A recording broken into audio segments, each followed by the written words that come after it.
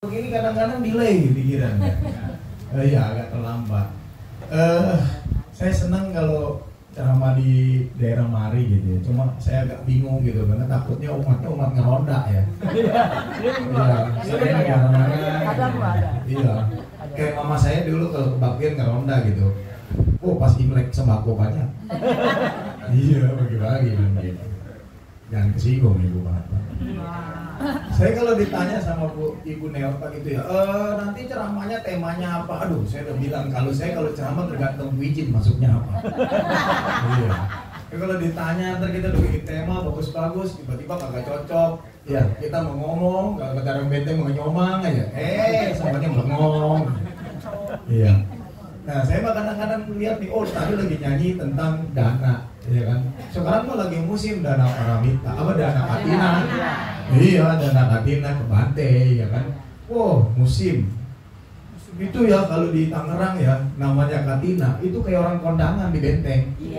Iya, di sini ntar ada katina di mana lagi, ntar ada katina di mana lagi gitu ya kan?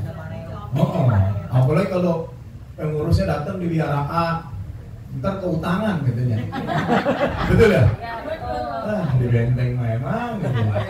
Tinggal bantenya kalau lagi ada katina gitu. Ji, umatnya, lu lagi gitu. Iya, tapi nggak apa-apa lah ya berbuat kebaikan. Begitu ya kan?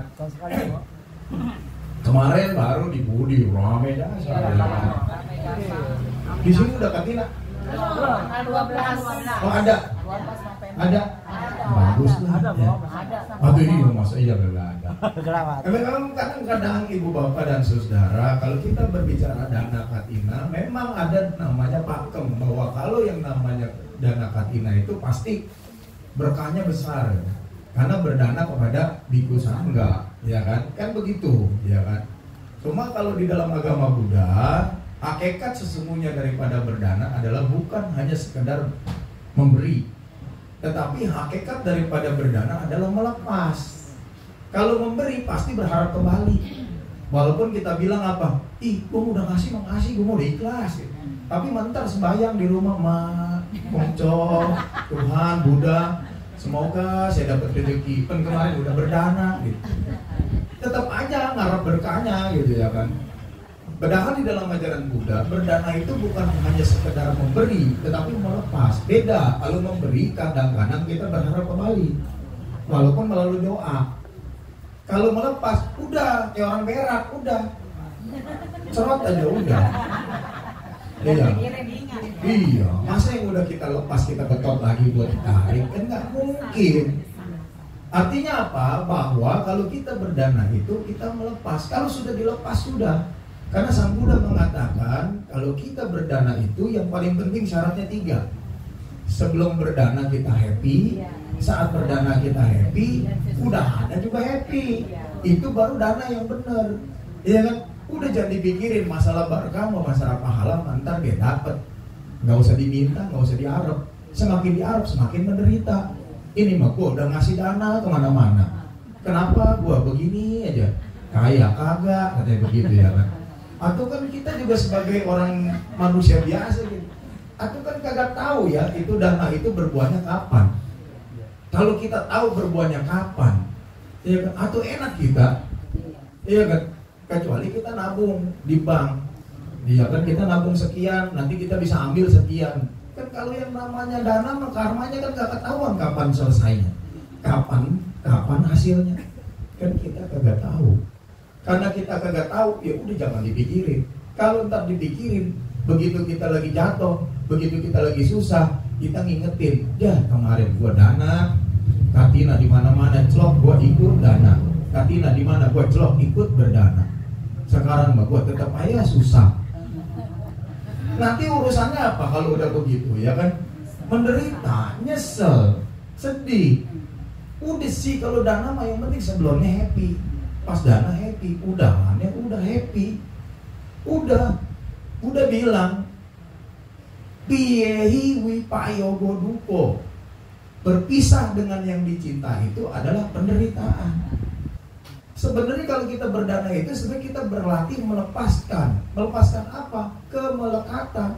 Karena Buddha bilang apa? Dari cinta timbul kemelekatan, Dari kemelekatan timbullah penderitaan. Pengen tahu kalau kita yang namanya hidup, kehilangan yang kita cinta, stres. Betul? Stres. Hilang duit goceng, stres. Jangankan dicariin ke kolong ranjang sampai ke atas lemari. Anaknya lewat dituduh diomelin. Lu ya yang ngambil. Gara-gara goceng emak sama bapak sama anak ribut. Iya kan? Emosi. Kenapa? Karena nggak biasa ngelepas. Hilang duit goceng, waduh sayangnya minta ampun. Sampai tega nuduh sono, nuduh sini. Mau jadi apa kita kalau kayak begitu? Kalau kita sudah biasa berdana, melepas. Sudah. Piyehi payogoduko, melepaskan apa yang kita cintai itu penderitaan. Sang Buddha bilang. Ada cerita misalnya, ada orang kaya, mungkin udah sering dengar ya cerita. Ada orang kaya raya. Ini orang kaya, sayangnya pelitnya luar biasa. Orang Benteng bilang mah pantat kuning, tapi kaya. Inilah orang Benteng bilangnya begitu, kaya tapi pelit. Ada nggak yang begitu? Banyak. Perhitungan ya, pantatnya dengan bentet kali. Orang kalau pelit pantatnya burik gitu. Gila orang pelit begitu pantatnya dibuat ini. Iya.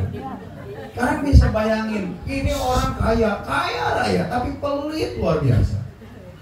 Walaupun pelit nih orang kaya, yang namanya hobi, dia mah apa juga dilakonin.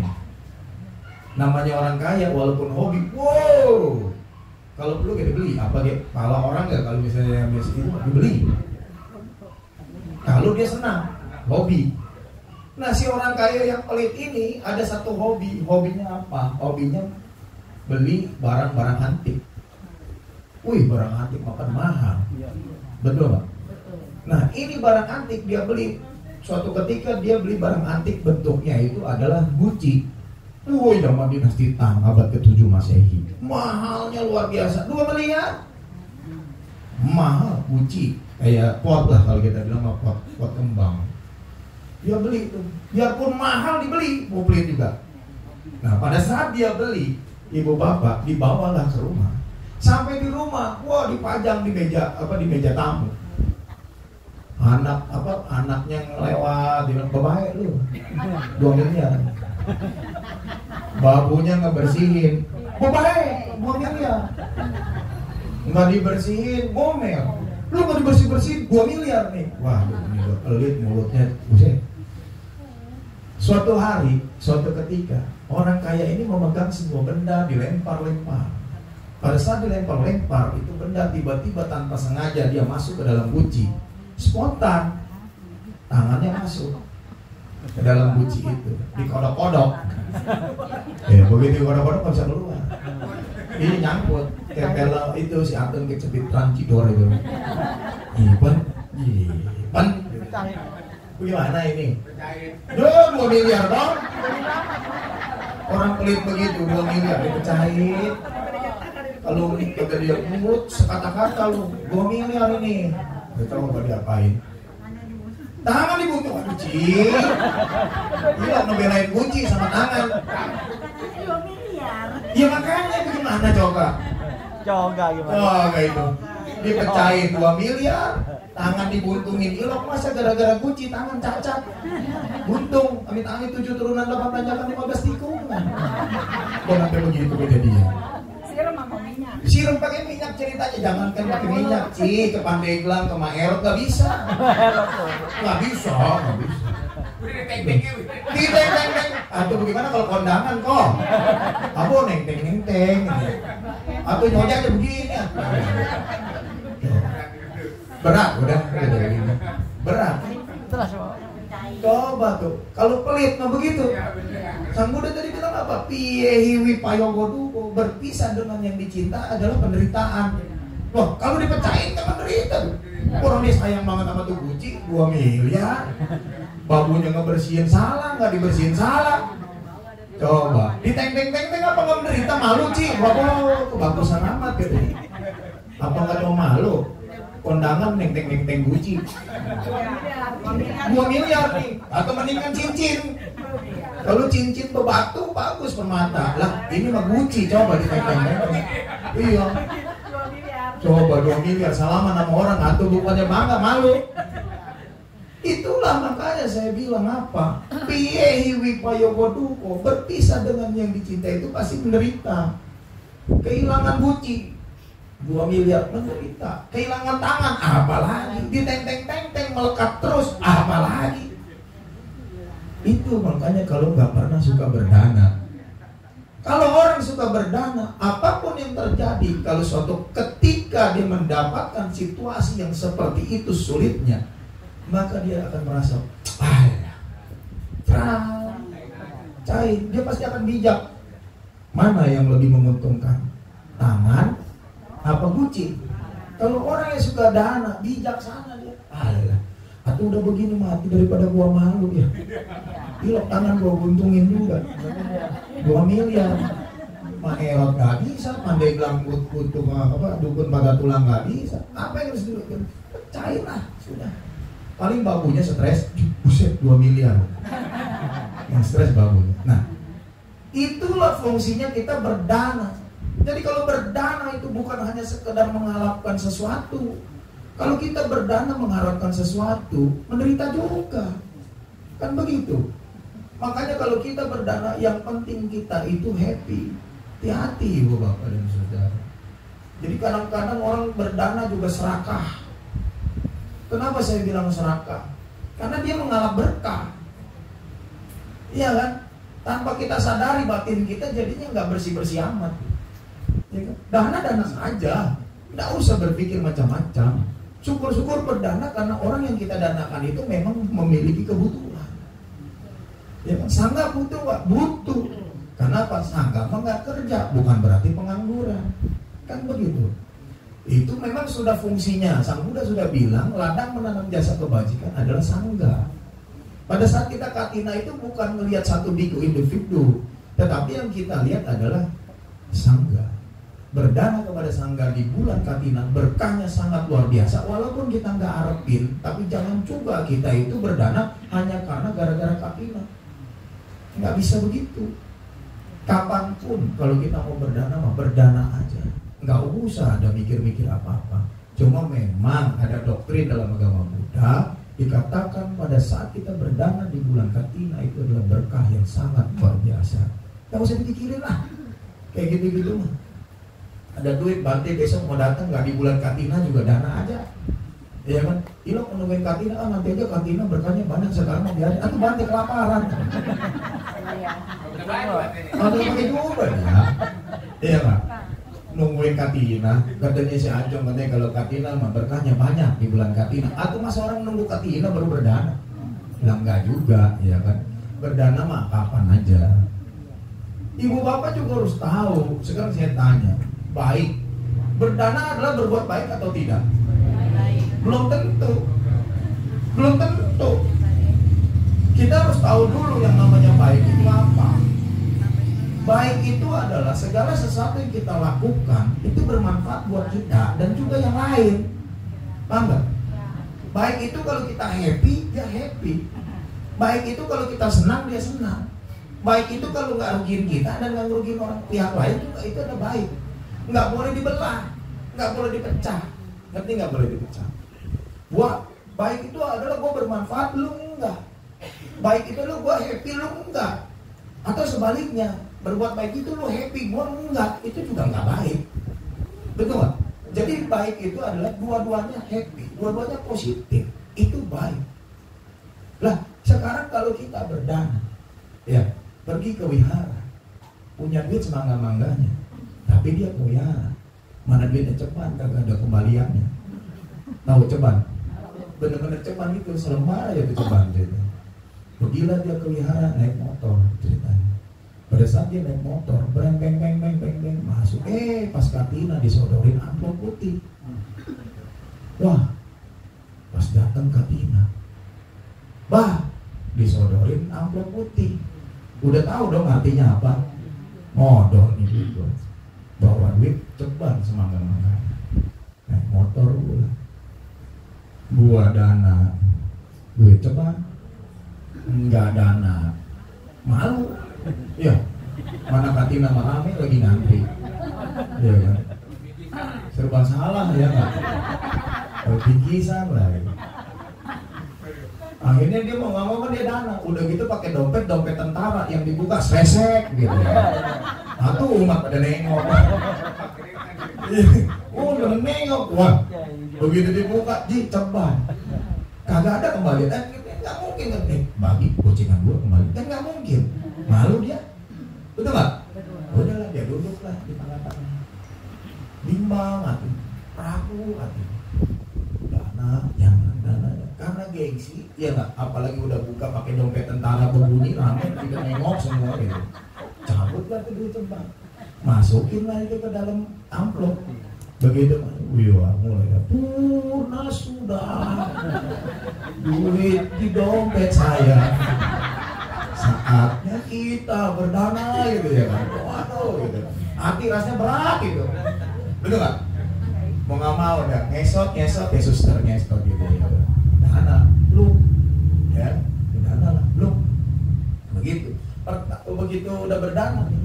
Selesai buka. Naik motor. Bensin habis. Suenya hujan jagur di tengah jalan. Yang lebih nyengitin lagi ngelewatin warung Madura. Ya, yang bisa beli itu bensin eceran. Ya. Bener-bener ini hati perih kayaknya rupanya. Mana besok Senin? Ya, udah Senin, besok kan tahu sendiri kerja paling males kalau udah Senin, ya nggak? Coba hatinya. Sedap nggak di hatinya? Aduh, kalau begitu mah gua kagak dana. Mana hujan, dorong motor, coba cik, coba itu ya nggak? Sebel nggak hatinya? Aduh, pertanyaan saya udah dana belum dia? Udah kan? Baik itu dana baik itu. Kenapa? Karena ada yang menderita di hatinya, betul nggak? Ada yang dirugikan di dalam diri. Makanya kalau berdana itu nggak boleh begitu. Senang aja. Ingat kan di zaman Sang Buddha ada nenek-nenek udah tua. Suatu hari Sang Buddha datang ke sebuah desa di tempat nenek-nenek miskin dan tua itu. Ya, semua masyarakat di situ pengen ketemu dan ingin mendengarkan ajaran Buddha. Untuk ketemu Buddha rata-rata semua berdana pelita karena Buddha ceramahnya malam. Pernah dengar kan ceritanya? Dia beli pelita kagak punya duitnya. Tapi dia pengen tuh nenek-nenek itu berdana pelita pada saat itu. Apa yang dia lakukan? Dia jual rambutnya. Zaman dulu nggak laku, zaman sekarang mah bingung gitu. Ya, dijual rambutnya, digunting, dipotong, dia bilang dijual. Cuma dapat apa pelita kecil lagi yang paling redup. Buat apa? Buat ngedengerin khotbah Sang Buddha di malam hari supaya kagak gelap. Nah, pada malam hari dia datang. Lalu dia bawa lilin itu, bawa pelita itu yang sangat-sangat kecil dibandingkan lilin-lilin yang lain atau lampu-lampu yang lain. Apa yang terjadi? Badai datang, angin kencang, topan menerjang, ya kan? Sang Buddha tetap berkhotbah, semua lampu mati, semua mati, kecuali yang nenek-nenek tadi. Ya, karena keikhlasan, dia senang, dia happy. Pada saat dia happy, apa yang terjadi? Wih, luar biasa. Di antara semua lilin yang ada mati, dia doang yang nyala. Itu karena apa? Karena di hatinya happy. Iya kan? Nah kita jangan begitu, jangan nggak kayak gitu. Padahal wah ada Katina pengen apa? Di mana-mana datang, di mana-mana celok. Masa ngerbesek kan nggak begitu. Tapi boleh saja, tapi ingat nih batinnya dicek, betul nggak? Hatinya dicek. Apa? Aduh, enak. Kemarin pengurusnya ke sini. Iya. Dia ada Katina lagi keutanan katanya. Kondangan kali. Ini mah kondangan dari orang Katina. Paham ya? Hatinya dicek. Supaya apa? Supaya karena kesono, jangan karena nggak enak, jangan karena balas budi, keutangan, jangan begitu. Tetapi hatinya memang tulus gitu. Kalau memang dia pokoknya gue bertekad kalau ada Katina di mana gue pasti datang. Boleh, ya kan? Yang penting apa? Senang, hatinya happy, hatinya bahagia. Jangan bengkok. Kalau hatinya bengkok, aduh ibu bapak dan saudara, nggak ada artinya juga. Itu bukan baik. Ingat loh, baik tadi apa? Lu happy, gua happy. Lu senang, gua senang. Lu bahagia, gua bahagia. Jangan kedua belah pihak terbelah. Lu senang, gua enggak. Inilah yang harus kita pahami daripada hakikat berdana. Itulah bedanya berdana menurut ajaran Buddha dengan ajaran agama lain. Kalau agama lain kan berdana pasti bilangnya apa? Mendapatkan pahala. Betul nggak? Emang bener dia bilang, oh gua berdana karena yatim, fakir, miskin ya, atau ke tempat ibadah gitu ya. Enggak, gua mah nggak ngarep berkah. Tapi kalau lagi sembahyang apa dia bilang? Dia kan nagih sama Tuhan. Betul nggak? Nagih sama Tuhan. Ya Tuhan, perasaan saya sudah berdana. Kenapa saya masih sekarang miskin-miskin aja? Iya kan? Ekonomi begini saya nggak bangkit-bangkit. Kan itu namanya apa? Nuntut Tuhan. Betul nggak? Sudahlah. Iya kan? Tahu kan ibu bapak kenapa orang Cina kaya-kaya? Iya, karena dia mah kalau sembahyang heboh. Betul nggak? Coba sangkai jeruk, mangga, apel, belimbing, jejer. Wow, gimana Tuhan gak senang coba? Betul nggak? Bang, kita kebaktian ketemu Buddha, bawa duit gocengan kali. Marilah kita bergoceng. Ini maaf nih. Kalau orang Cina sembahyang 3 kali gede. Iya kan? Imlek pakai sangkai. Habis gopek cetiau. Iya kan? Dilakonin sama orang Cina. Betul? Belum ke pekong. Dewa di Solo. Ya. Kan dibawain jeruk. Mau bawain apa itu? Banyak. Bawain kembang. Betul nggak? Tuh Cina. Orang Cina kudu kita akui. Kenapa? Kalau sembahyang heboh dia. Ya, kenapa? Dia berpikir sembahyang kepada Tuhan itu rasa syukur. Bersyukur pada tahun ini, tahun kemarin saya diberikan apa? Rezeki yang berlimpah. Betul, diberikan rasa sehat, diberikan rasa bahagia. Maka setiap Imlek misalnya dia di tahun baru, dia mengucapkan terima kasih dan rasa syukur. Betul. Itulah orang Cina. Makanya orang Cina nggak perlu ngarep-ngarep apapun, dia kaya. Kenapa? Dewanya senang, Tuhannya bahagia. Iya kan? Itu. Jadi jangan. Jadi juga sama. Kalau misalnya kita bilang, kalau kita sebagai orang Tionghoa, ya kita berdana rasa syukur juga. Bukan karena kita ingin mendapatkan sesuatu pahala di masa yang akan datang. Semua sesajian itu adalah rasa syukur kita kepada Tuhan yang Maha Kuasa, bahwa selama 1 tahun kita hidup itu, kita sudah mendapatkan suatu berkah yang sangat luar biasa. Itu yang harusnya ada di mindset otaknya. Kalau misalnya, nih saya bawa sesajian, ada samseng, ngoseng, citseng, kepala seng gitu ya. Terus untuk apa? Untuk nyogok Tuhan, nyogok dewa. Ya susah gitu. Jangan karena ingin mendapatkan sesuatu baru kita memberikan.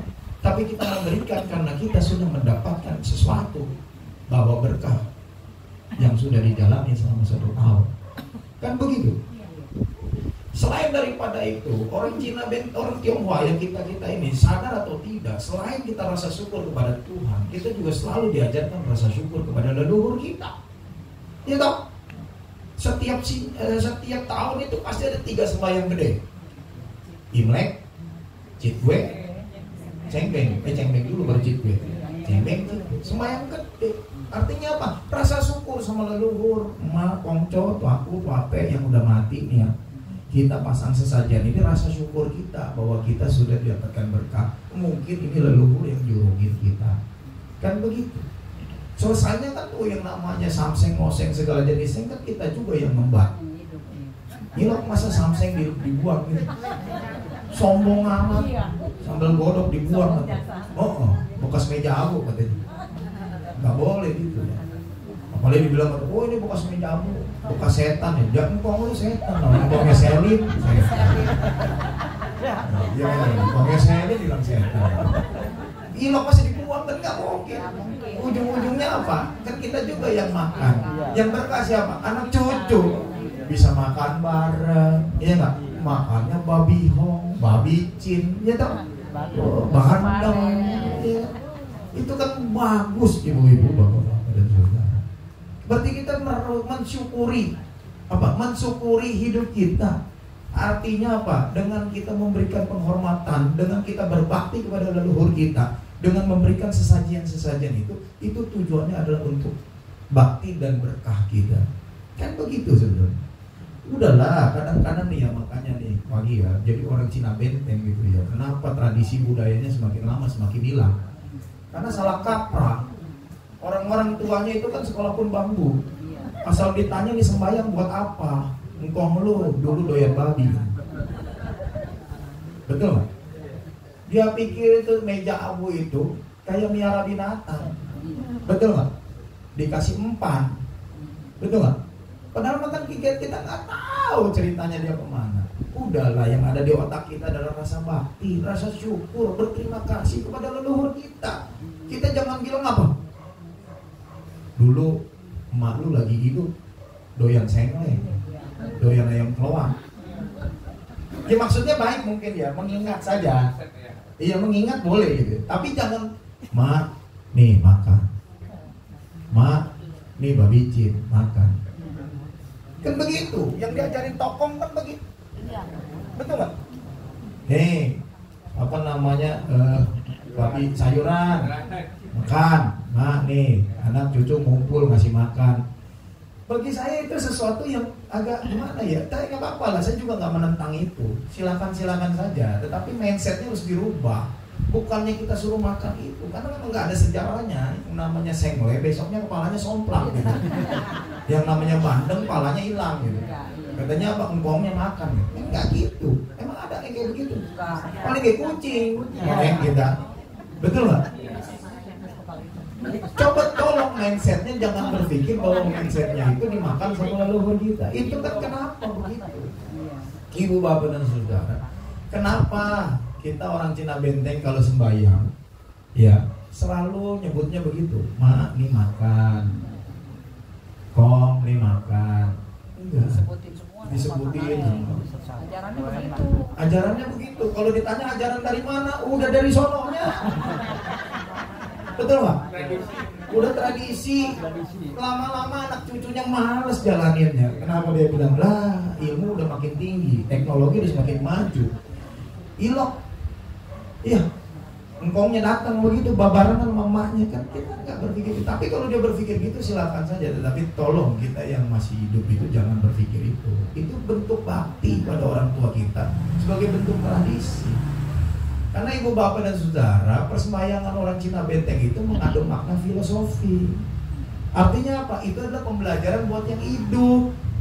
Itu adalah kitab suci yang hidup. Artinya apa? Orang zaman dulu belajar kitab suci itu, belajar kebenaran, belajar kebaikan itu tidak harus melalui buku. Paham ya? Kan orang zaman dulu sekolah pun bambu. Nggak mungkin dia baca. Kan Dharma katanya ada di kitab suci. Kitab suci bicaranya buku, betul nggak? Lah orang bego yang nggak pernah sekolah, bagaimana dia baca buku? Maka cara ngajarinnya untuk belajar kebenaran dan kebajikan melalui apa? Melalui sesajian. Jadi sesajian itu bukan yang seperti mindsetnya kita dulu. Ini buat yang mati, enggak. Walaupun mungkin di dalam ajaran Buddha ada yang seperti itu. Ada misalnya hantu-hantu yang makan persembahyangan, memang ada gitu ya. Tapi itulah, kita nggak usah pikirin itulah, orang kagak ngeliat buktinya kayak gimana. Itu biarin di dalam hati saya. Tapi yang paling penting adalah berkah, makna di balik itu semua. Jadi ada maknanya. Apa maknanya? Filosofinya sama kayak kita punya altar di patung Buddha. Ini kan altar Buddha nih ya kan. Emang ini buat apa? Ini kan cuma menghormati, karena di sini ada mengandung nilai-nilai filosofi yang bisa kita jadikan sebagai pegangan hidup kita juga. Enggak harus di buku kitab suci itu. Buddha melambangkan keagungan, bisa nggak hidup kita meneladani sang Buddha? Betul. Itu saja makna filosofinya. Itu kan bisa kita pelajari dan bisa kita renungkan. Kalau perlu kita bisa praktekkan nilai-nilai kebaikan Buddha. Lalu lilin melambangkan apa? Penerangan. Bagaimana hati kita menjadi terang. Betul? Bunga melambangkan ketidakkekalan, bahwa segala sesuatu itu ada lahir, tua, sakit, dan mati. Bunga juga gitu, saatnya bagus, lama-lama juga layu. Itu kan bagian daripada pembelajaran hidup. Air melambangkan ketenangan. Bisa nggak batin kita menjadi tenang? Ya kan nggak perlu baca buku nih. Ya kan saya ngomong begini kan nggak perlu baca buku. Kalau bisa ngeresep ke hati, bisa dipraktekin, itu juga bagus. Sang Buddha bilang, buat apa kita belajar Dhamma sampai ribuan syair? Kita hafal sampai ribuan syair, tapi satu syair Dharma pun tidak pernah dipraktekin. Kan begitu? Ya, dengerin saya aja tuh, dengerin tuh. Ya kan bagus kan, kenapa juga ada yang namanya dupa. Dupa itu melambangkan apa? Keharuman. Harumnya dupa tidak dapat melawan arah angin, tapi harumnya kebajikan itu kemana-mana. Ya, artinya apa? Bahwa yang namanya kebajikan harus kita jalankan. Karena apa? Melawan arah angin, nggak seperti hiyo. Hiyo lari anginnya ke barat, ciumnya ke barat. Yang ke timur kagak kecium. Tapi harumnya kebaikan, mau ke timur, mau ke barat, mau ke atas, mau ke bawah, itu pasti didengar orang, pasti harum namanya. Itulah filosofi daripada yang namanya di altar ini semua. Jangan kita fanatik juga mengatakan bahwa di altar ini adalah Buddha Dharma, ajaran Buddha. Tetapi begitu kita bilang sembayangan orang Cina benteng, itu bukan ajaran Buddha. Betul, memang bukan ajaran Buddha. Tetapi ajaran filosofi leluhur kita juga tidak bertentangan dengan ajaran Buddha.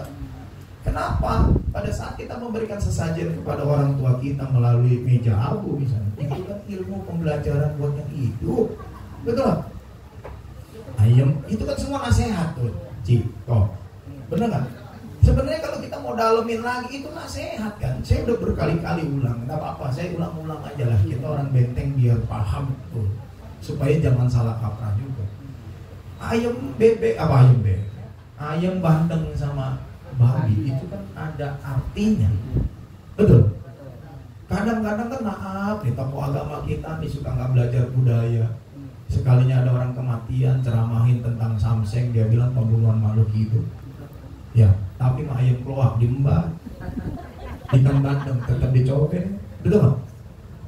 Babi cina, agak. Kadang saya ironi gitu. Jangan belagu-belagu ngomongin tentang budayanya orang benteng, tetapi nggak ngerti makna filosofi dari ini semua. Ini kan tradisi yang mengandung makna filosofi. Ini kan pembelajaran buat yang masih hidup, bukan buat yang mati. Yang buat mati, yang udah mati malos, nggak tahu kita kemana dia. Iya kan? Ini kan buat yang hidup. Supaya apa? Ibarat kata nih, misalnya kita udah mati. Jangankan udah mati, sebelum mati aja kita pengen beri pesan ya. Pesan apa? Pesan kehidupan. Ibaratnya wanti-wanti. Ibarat kata nih, amit-amit nih misalnya 7 turunan lo. Misalnya saya mati gitu. Kan pasti kan kok pengen ngasih pesan, tapi kan gak sempat, orang udah keburu mati. Pesannya dari mana? Dari sesajian. Ya, istilah imajinernya begini nih, imajiner itu apa ya?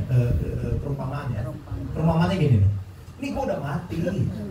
Ini lu anak cucu masih pada hidup. Lu contoh tuh ayam, cari rezeki, jangan ngarepin bandak orang tua sama gak bisa.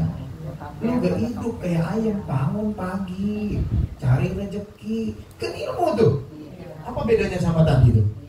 Betul gak? Nih gua udah mati, lu masih hidup. Tuh ada bandeng, hati-hati. Lu makan bandeng, hati-hati, ketelak mati. Betul gak? Ngomong, kok di presto? Ini mah kan cerita budaya zaman dulu. Betul gak?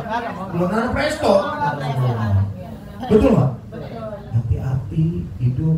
Jangan makan semakan-makannya. Itu bandeng, banyak durinya.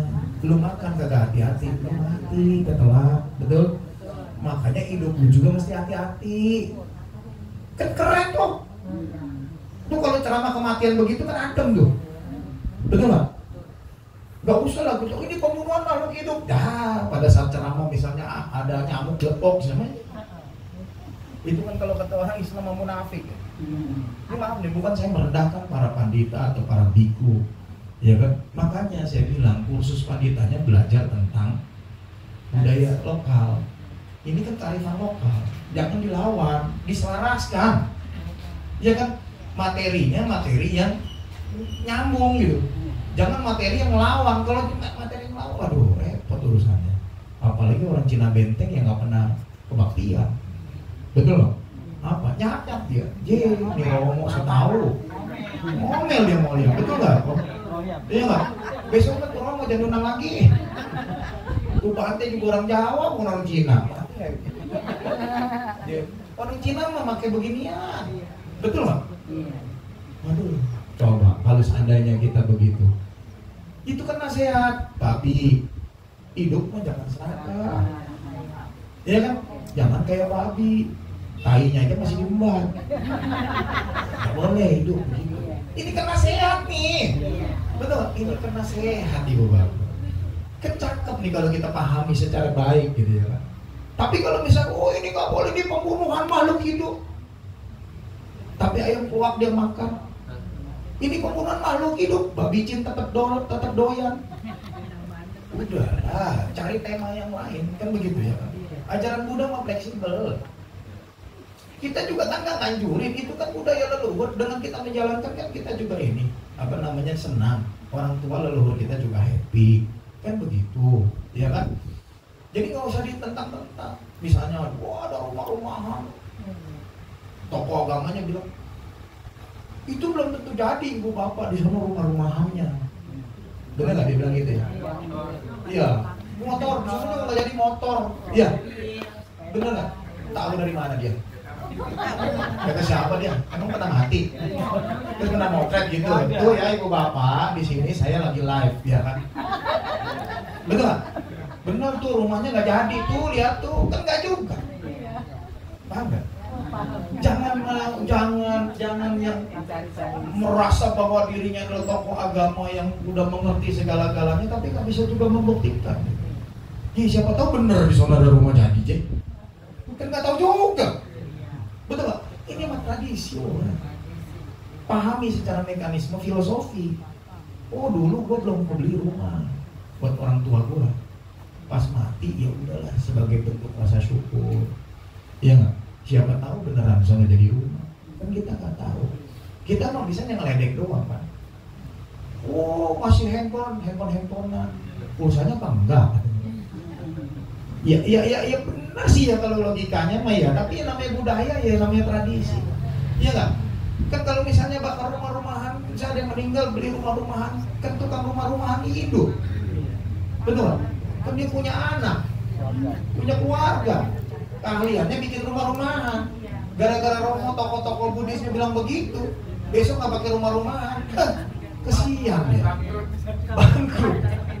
Dan jadi dimusuhin. Iya nggak? Romo macam apa? Gara-gara dia, katanya ya nggak? Gue nggak bisa bikin rumah-rumahan, gue nggak laku. Anak gue kelaparan apa segala macam. Kan jadi efeknya jadi panjang tuh. Ya maaf nih, kita mesti logika saja gitu. Mari kita cari yang positif gitu ya kan.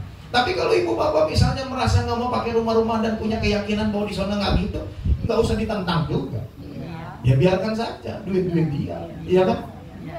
Kan dia beli rumah-rumahan, mau saya gede gaban, mau 10 juta, 20 juta, satu petak begitu, itu urusan dia. Iya kan? Kecuali dia belinya itu pakai duit bangke. Bang keliling. Gara-gara kematian besok meralat bantal. Itu kan? Itu yang salah. Dan duit dia. Iya kan? Apalagi dia bilang, ini bukan duit hasil gua kerja. Gua mau beli rumah-rumah segede gaban, enggak hak gua, urusan gua. Kan begitu ya kan? Iya. Dan yang salah lagi kalau misalnya mau bakar rumah-rumah sebelah rumahnya atap, tetangganya atap. Itu gimana ya? Itu yang nggak boleh. Kita malam 7 hari bakar rumah-rumahan di sebelahnya atap. Kalau tiket yang kebakar bukan rumah-rumahan, rumah tetangga juga bakar. Itu juga salah, betul. Itu namanya Sang Buddha bilang bijaksana saja. Ya kan? Kalau memang lu punya duit, jalanin aja. Jangan utang pinjam kemana-mana. Jangan juga berantem. Ini kadang juga yang salah juga gitu. Abong-abong ini tradisi. Abong-abong ini peninggalan leluhur kita. Harga rumah-rumahan cap gotiau. Semua anak pada susah. Dipaksa beli. Belum beli berantem. Iya nggak? Itu mau urusan lu. Gue mah gak nyuruhin. Ini tradisi ribut petektok. Itu yang salah. Betul nggak? Yang salah itunya. Jangan rumah-rumahannya disalahin. Atau rumah-rumahan luas amat duit dia sih. Iya kan? Jadi tolong untuk menyikapi tradisi dan budaya kita, jangan serta-merta secara mentah-mentah dianggap itu salah. Kaji dulu, pahamin dulu. Leluhur kita bikin tradisi dan budaya itu enggak sembarangan. Dia pasti ada maknanya, ada maksudnya. Enggak sejak-sejak. Betul nggak? Semua ada maknanya. Orang Cina Benteng itu, nah ini makanya kenapa saya selalu selalu ngomongin tentang Cina Benteng. Mungkin saya lucu juga ya, kenapa wihara-wihara selalu ngasih tema, kalau ada temanya tentang budaya Cina Benteng. Tapi saya pikir saya beruntung bahwa ada wihara-wihara yang masih kasih tema itu. Udah jelas-jelas itu bukan tema agama Buddha, tapi temanya tema tradisi dan budaya. Kenapa saya bilang beruntung? Saya bilang beruntung karena apa? Karena saya jadi belajar jadi meluruskan. Kan budaya kita kan tradisi orang Cina Benteng mah dijalanin ya, dipraktekin, tapi kagak dipahamin. Betul? Praktekin nggak? Praktekin. Jalanin nggak? Jalanin. Paham nggak? Ada yang paham, ada yang kagak. Betul nggak? Nggak usah berbicara tradisi dah. Nih contoh nih ya, ini sedikit aja ya. Tahu rumahnya orang Cina Benteng kan? Yang rumahnya kayu itu. Zaman dulu di Udik. Kalau yang Kuaki mah gedong, Cina kaya zaman dulunya. Yang susah itu rumah kayu zaman dulu itu. Dibilang susah juga kagak, itu kayu mahal. Sadar nggak ibu bapak? Rumahnya dari dulu kembar begitu. Betul nggak? Tengahnya pintu, kiri kanan ada jendela. Tahu kan? Yang disebut rumah apa? Rumah kebaya. Ada yang bilang rumah kongsi, ada yang bilang rumah tua. Itu sebenarnya punya makna tuh, punya maksud tuh orang tua zaman dulu. Kenapa bikin rumah modelnya kayak begitu? Kenapa disebut kebaya? Ada yang bilang katanya rumahnya kayak kebaya. Tapi ada yang bilang juga rumah kebaya itu dulu banyak encim-encim pakai kebaya, maka dibilang itu rumah kebaya. Lalu kenapa dibilang rumah kongsi? Rumah kongsi itu artinya rumah orang ngungsi. Jadi maksudnya filosofi rumah kongsi itu adalah itu rumah nggak boleh dijual. Betul? Karena apa? Besok lusa anak cucu belangsak di luar ya bisa pulang ke rumah kongsi, rumah tua. Paham ya? Kan bagus nih. Ini kan ajaran yang nggak ada di buku. Tapi sadar kan bahwa itu sebenarnya fungsinya itu. Ya kan? Kita kalau bilang, oh nanti yang ngewarisin rumah tua mah terserah anak lelaki. Yang penting mau jaga abu. Tuh, abu aja punya makna filosofi. Kenapa? Orang mau kemana-mana cerai-berai carinya apa? Meja abu. Artinya apa? Supaya kita hidup nggak mati obor sama saudara, sama keluarga. Karena Imlek datang, Cengkeng datang, Citwe datang. Harus datang. Nggak boleh nggak datang. Yang muda dituain. Iya, yang muda nuain yang tua. Iya kan? Datang ke meja abu. Itu bagus. Terus kalau kita ke rumah kongsi nih ya, rumah kebaya nih, kan ada pakemnya tuh. Paling depan apa tuh? Depan. Paling depan. Lewat pasepan paling depan. Pagar. Pagar dulu dong. Tahu nggak orang Cina Benteng dulu pagarnya dari apa? Salah. Dari apa? Bukan. Tahu dari apa? Dari pohon nanas. Maka disebut nanas pagar. Kenapa begitu? Supaya kalau kemalingan, itu maling loncat ke beler dia. Maka disebut nanas pagar. Zaman dulu nggak kebeli kayu buat mager. Tanamin itu yang namanya nanas. Pengen tahu, kan tajam. Pengen tahu ngelengkain ku nanas. Saya hebat tahu kesangkut ke beler dia. Bisa jadi wawakan malam-malam. Betul? Itu kan ajaran dari leluhur kita itu. Nah, abis pagar apa? Hah? Latar dulu. Betul lah? Latar. Ada fungsinya. Besok lusa lu mau pesta, ya. Ya kan? Pun lu mati juga lebar. Betul nggak? Jadi ada fungsinya tuh. Lu punya sawah juga jemur gabah di sini. Jadi fungsinya latar banyak tuh. Betul nggak? Ini kan ajaran dari leluhur kita, bikin rumah model kayak begitu. Itu juga yang menyebabkan kenapa kalau orang China benteng kalau ngomong cowok. Tahu cowok? Mau kemana? Oh, ya dari pagar sampai ke rumah jauh. Pagi. Gue ngapain, woy? Mampir, celem, cikeng, gitu. Kenapa ngomong kayak begitu? Udah kan jauh. Ya pasti ngomong cucuawakan kan. Jadi jangan bilang, orang benteng sama cowok, kagak. Ini ada sejarahnya gini.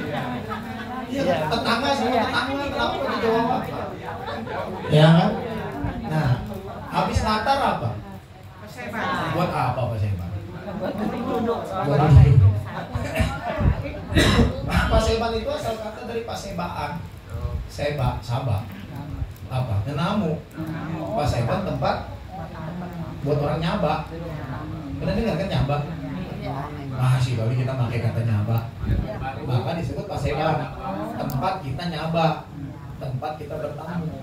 Filosofinya orang benteng tidak boleh yang namanya nerima tamu yang bukan saudara dekat ke dalam. Cuma sampai di Paseban. Makanya di Paseban ditaruh apa? Kursi, meja, balik, apa? Teko, cuntang. Itu nggak? Minum di situ. Kalau orang yang tahu adat zaman dulu, ya numpang ke toilet, nggak boleh itu masuk ke dalam tiang. Kudu apa? Muter lewat samping yang disebut apa?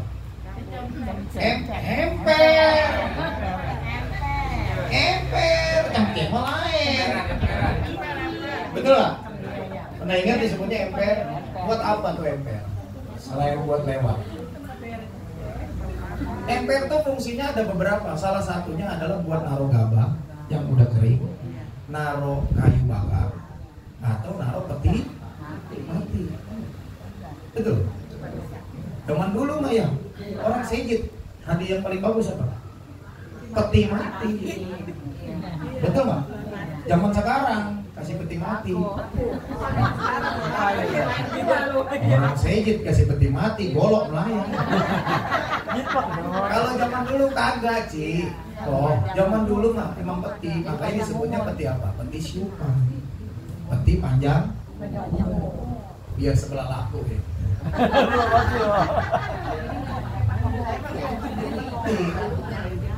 Betul nggak? Ditaruh aja tuh ya. Di mana? Di emper.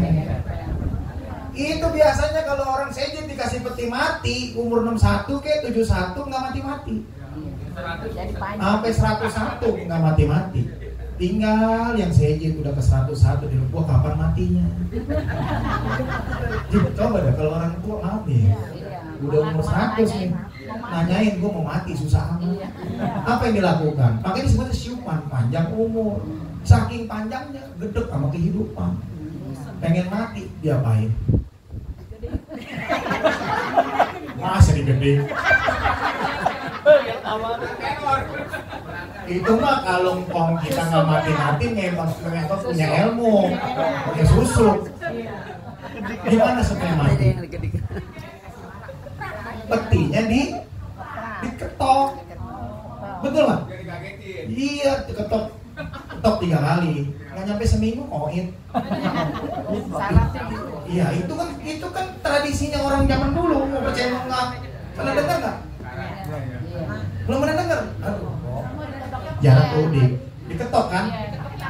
Iya, ketok pakai tangan supaya apa? Supaya yang hidup, ya udah ini pakai ini peti, udah cukup hidup di dunia. Diketok.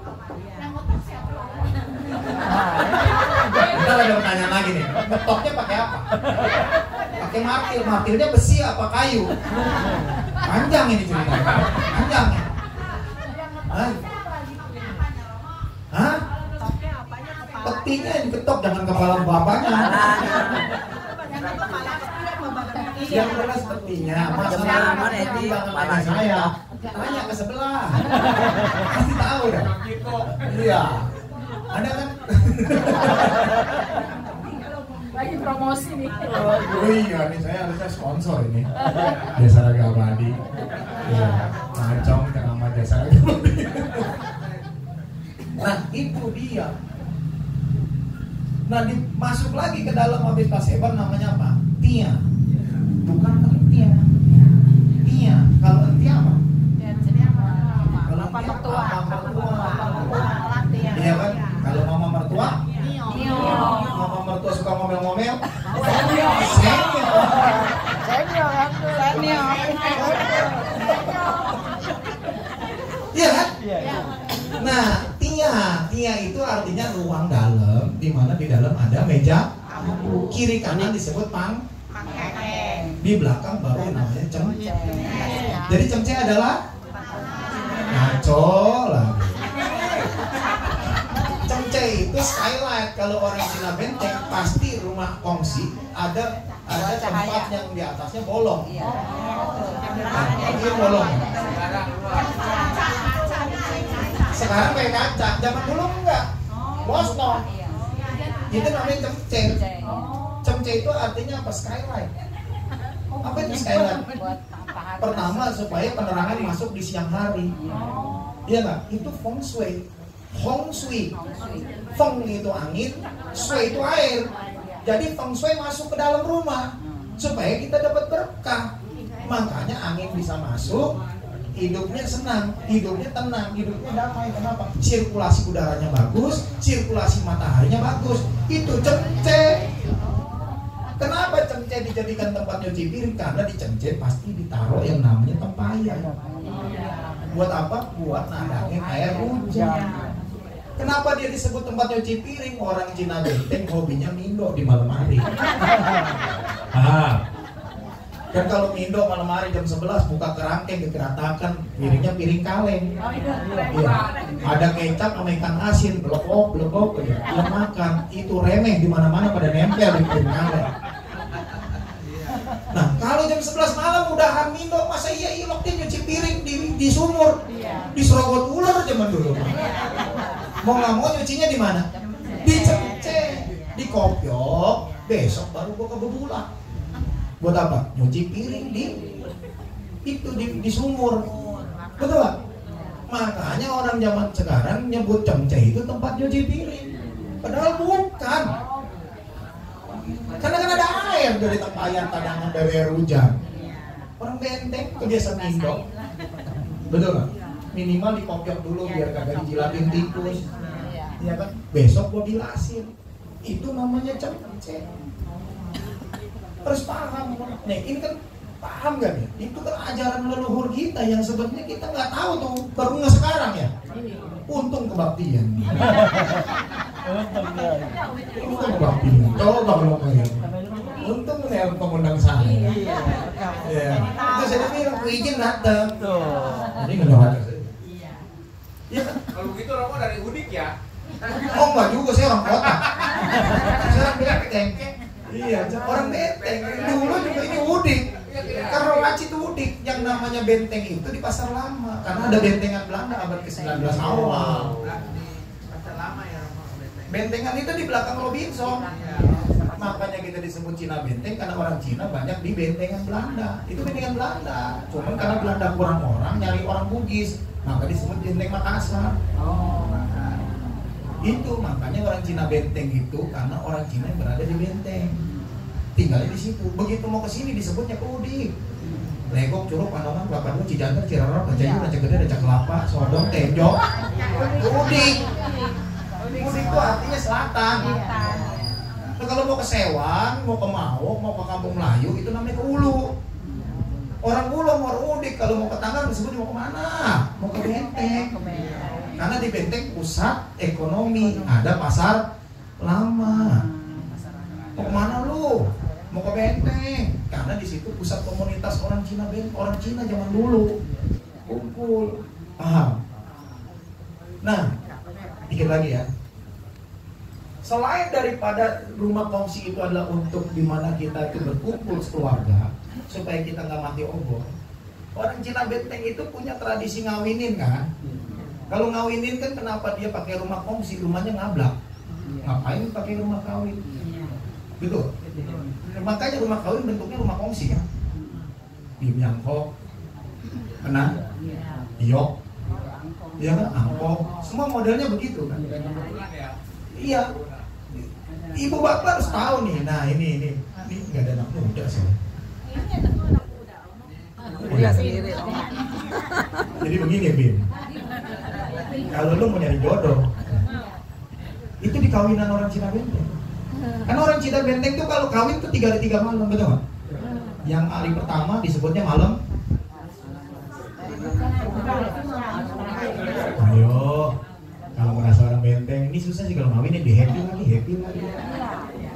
Malam bumbu. Makanya orang Cina Benteng ada yang namanya prosesi tradisi bebantu di malam bumbu. Yang dibawa anak lelaki atau perempuan? Perempuan. Biasanya yang masih perawan. Suruh apa? Bebantu. Betul kan? Dah, kirain bantu ngapain? Paling nyosokin daun pisang. Betul kan? Tapi itu budaya orang Benteng zaman dulu untuk nyari jodoh di malam bumbu. Karena anak perawan nongkrong di situ, betul kan? Makanya anak muda kondangannya malam bumbu. Ya kan? Apa yang terjadi malam bumbu itu? Dia datang anak muda, ya kan? Ke belakang pasti, numpang berak kayak, kencing, betul kan? Lewat mana? Lewat emper kan? Betul kan? Kuculuk. Di sini makanya orang Benteng kebaik mulutnya. Kudu apa? Kudu ajer. Grece. Cip. Bang lewat. Permisi Cip. Oh iya dah, mau kemana Dek? Betul kan? Mau ke kakus nih. Kakus mah dulu mah. Tuh, nyari jodoh begitu. Cip bilang apa? Tuh, nyari laki pakai begitu, Nek. Grece. Lemat. Mama bawel. Bukan begitu. Iya Pak. Begitu keluar, Cip, udah Dek, udah. Emang orang mana? Betul lah? Orang mana? Orang Kroaci. Anak siapa? Tan Jangki.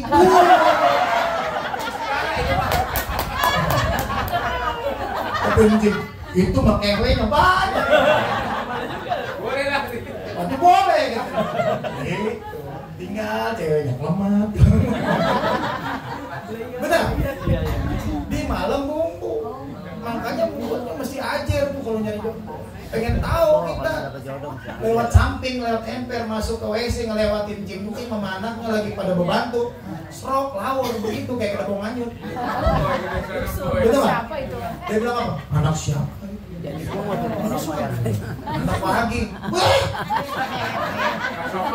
Pantesan bapaknya ya begitu. Dia kan udah diangkat dijatuhin nggak boleh. Jangan diangkat dulu jatuh susah. Udah bagus. Iya kan begitu. Orang Benteng bagusnya poset radius berapa kilometer wangi kayak hio. Betul nggak? Oh wangi. Jeleknya ya sama, bau kemana-mana. Jangan. Bapaknya tukang kawin. Bapaknya tukang main. Kalau mabok kagak pulang-pulang. Bapaknya doyan ngibing, hobi contek. Hati-hati. Yang ketawa ngalamin ya. Dapat jodoh di rumah kawin. Paham ibu bapak. Makanya malam bumbu nyari jodoh. Baru malam kedua malam rasul. Kenapa disebut rasul? Begitu pertanyaan. Kenapa? Karena sembahyang. Nah, kan? Udah dulu. Ini lanjut apa udah? Lanjut. Lagi mau.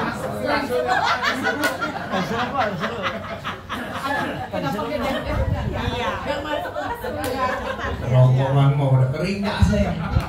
Dari sakit mulai lagi sih. Emper.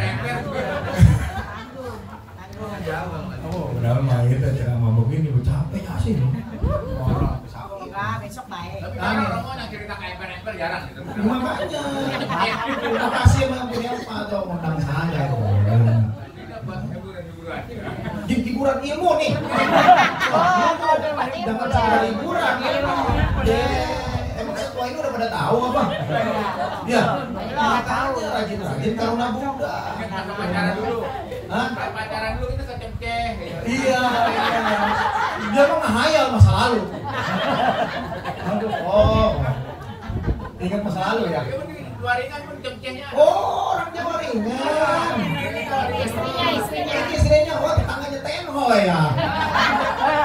Iya, masih saudara ya. Oh, titip salam dong ke Tenho. Iya, iya. Mak pun apa? Yang depan piara siapa? Ah udah dah nggak pernah pulang ke rumah. Oh tinggal di Jawa Enteng ya. Iya benar-benar. Wah kalau di sana mah masih ada ya. Baik, 10 tahun lagi hilang sama Citra Raya. Iya. Ya, makanya kan saya kasih tahu nih, ya nggak, supaya rasa cinta sama budaya kita, sama rumah tua kita. Tuh kayak lagi rumahnya kagak digusur, kagak. Kenapa? Budaya itu, sejarah itu harus ditahanin itu. Nah, malam rasul. Ibu bapak, orang Cina Benteng itu kan Cina Bike. Emaknya Bibi, bapaknya Sengke. Ngerti nggak maksudnya? Ah, nggak ngerti. Kalau orang Cina Benteng diurut ke atas, ya biasanya ada mama yang dari orang pribumi, kawin wana. Kenapa? Karena orang Cina zaman dulu datang ke sini kagak bawa bini. Ini zaman sekarang mana-mana bawa bini. Zaman dulu kagak. Lah namanya di kampung orang, di negara orang, iya nggak? Kalau zaman sekarang naik pesawat pulang pergi ke Cina paling sehari 2 hari. Kalau zaman dulu udah terdampar di sini bertahun-tahun. Pakai laut, nggak ada yang namanya bini. Hiburannya siapa? Perempuan lokal. Disebutnya apa? Bibi. Kenapa disebut bibi? Dan kita kalau beli kue juga ditetamba. Beli bi. Nah, kalau kata orang zaman dulu tuh si Cina tuh kebengbat sama si bibi. Akhirnya si bibi dikawinin. Orang Cina dulu disebutnya Sengke. Sengke kawin sama bibi, makanya Bike, emaknya bibi, bapaknya Sengke. Terus orang bilang, wih sesengke kalau diajak ngomong susah. Iya kan, karena bahasanya pelok. Makanya orang pribumi suka bilang, dasar Sengke. Jadi kalau ada orang bilang dasar Sengke, ceritanya dari situ. Karena si Sengke ini kan orang Cina dari dalam sono, nggak bisa ajak ngobrol kan. Orang Cina mah kan survivor, di mana aja jadi dia mah. Begitu ketemu orang pribumi, ngomong cangcingcong, si pribumi pusing. Iya, begitu si Sengke lewat dia bilang dasar Sengke. Sekarang makanya orang anak muda selalu bilang, Sengke lu. Nah, itu. Nah ingat si bibi ini kan orang pribumi, agamanya kan Muslim, betul nggak? Dikawinin sama si Sengke, iya kan? Mungkin dia masuk Cina kan, tapi saudaranya banyak nggak yang Islam? Banyak. Makanya begitu dia ngawinin, ada malam, namanya malam Rasulullah. Maksudnya apa? Supaya itu pesta buat saudara-saudara kita yang beragama Islam. Makanya malam Rasul kagak ketemu babi. Betul nggak? Ini baru sadar. Paham? Jadi malam Rasul adalah malam pesta bagi saudara-saudara yang beragama Islam. Makanya makanannya sambal godok. Betul nggak? Ayam kelohak, telur asin. Betul nggak? Jengkol, semur jengkol. Pokoknya gak ada babi aja. Karena buat saudara kita yang orang Islam, itulah hebatnya orang Benteng. Masih menghargai leluhurnya, menghargai keluarga istri apa mamanya yang orang pribumi. Nah barulah besoknya malam pesta. Betul nggak? Tapi kalau orang pribuminya nggak sempat malam Rasul, dia datang di malam pesta. Ingat, ada 2 meja. Masakan Tionghoa, masakan Indonesia. Supaya apa? Yang telat datang di Rasul bisa makan juga. Itulah hebatnya orang Benteng. Kita sudah belajar toleransi.